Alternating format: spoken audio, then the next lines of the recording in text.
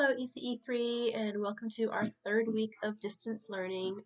This week we're going to focus on the third paragraph for your competency goal 1. You've already written a paragraph on safety and on healthy, and this week you're going to write a paragraph on the learning environment, which is functional area 3. Okay, so if you would go ahead and open up your PowerPoint if you haven't already done so.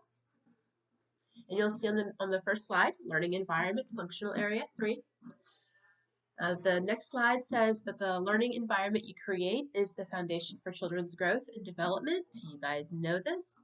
The bullet points for this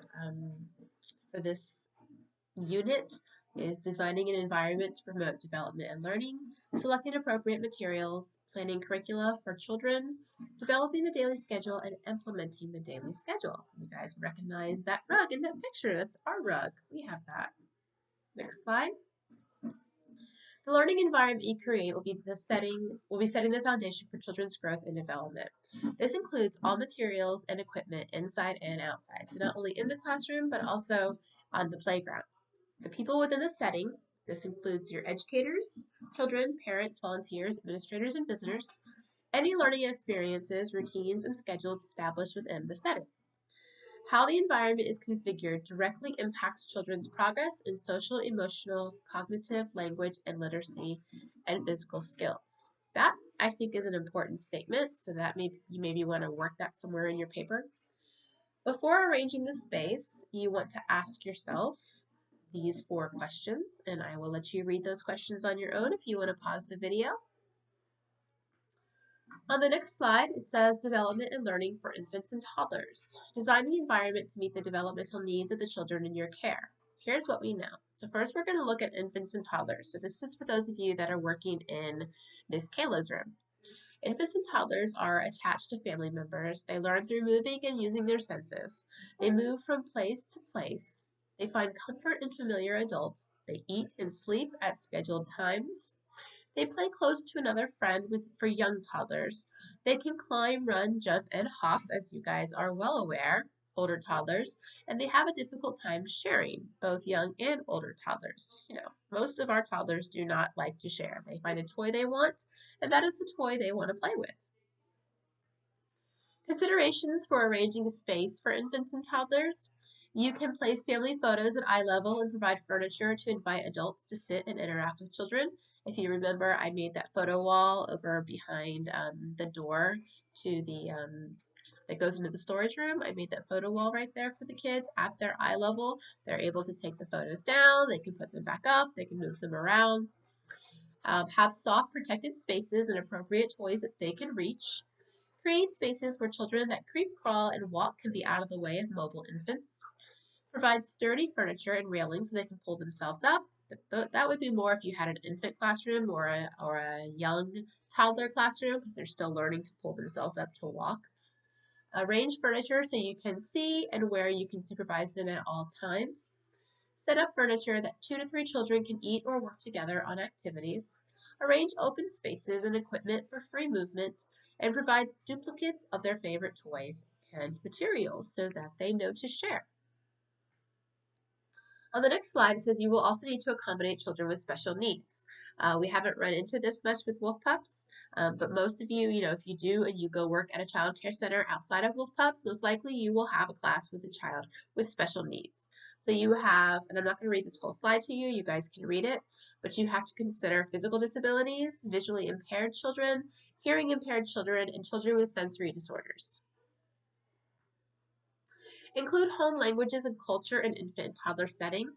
In order to help infants and toddlers feel valued, strengthen their identities, and build language and literacy skills, the experts recommend the following practices. Use family photos, get books in home languages, posters of their homes, neighborhoods, stores, and parks, stock dolls, block people, and books featuring people with diverse facial features and skin colors. Label key areas of the room in English and the children's home languages. Use phonetic spellings of keywords, and learn keywords and phrases in home languages such as diaper, lunch, hello, goodbye, and read. All right, so if you had children with multiple that had other languages, like last year or 2 years ago, We had Miss Soon's grandniece was in Miss Tracy's classroom, and Miss Tracy made the effort to learn some of the words in her language. So that is something that you would want to consider doing. All right, the next slide is additional tips to help you design an indoor setting that promotes the growth and development of infants and toddlers. Again, you guys can read that. You can look at the pictures. If you are working in Miss Kayla's room, then you do want to look over this slide because you can include some of these items in your paper. Designed to challenge and engage a toddler's rapidly growing skills. Young toddlers need a place to eat and to do activities such as our small table area. Create spaces that promote independence, either alone or with others. So, you know, our block area is a big area where we promote independence with the children building and teaching the children not to knock over blocks, as well as the train table. Older toddlers have more refined skills and are constantly in motion. They need well-defined spaces with areas for art, sand and water, pretend play, books and storytelling, toys, puzzles, and music and movement. And they can be introduced to tablets at this age as well. Okay, I'm actually going to stop there in the slideshow tonight. I'm going to try really hard this week to make a video for every night.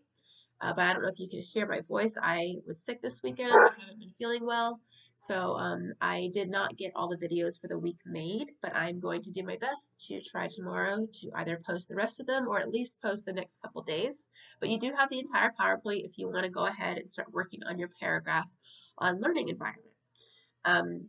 Please remember that when you are writing your paragraph, and I haven't read Healthy yet, I'm going to try and read those tomorrow as well. But when you're writing your paragraph, remember that you're writing you're writing in the first person as if you are the lead teacher in the classroom, and you are writing that you do these things, not that you will do them, you're writing that you do them, and make sure that you give some instances about how you do these things. Don't just say that I separate infant and toddler space, say how you separate that, okay? Tomorrow we will pick up, we're on slide 10. So tomorrow's video, Tuesday's video, we'll pick up on slide 10.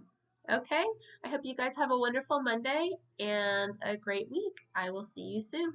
Bye.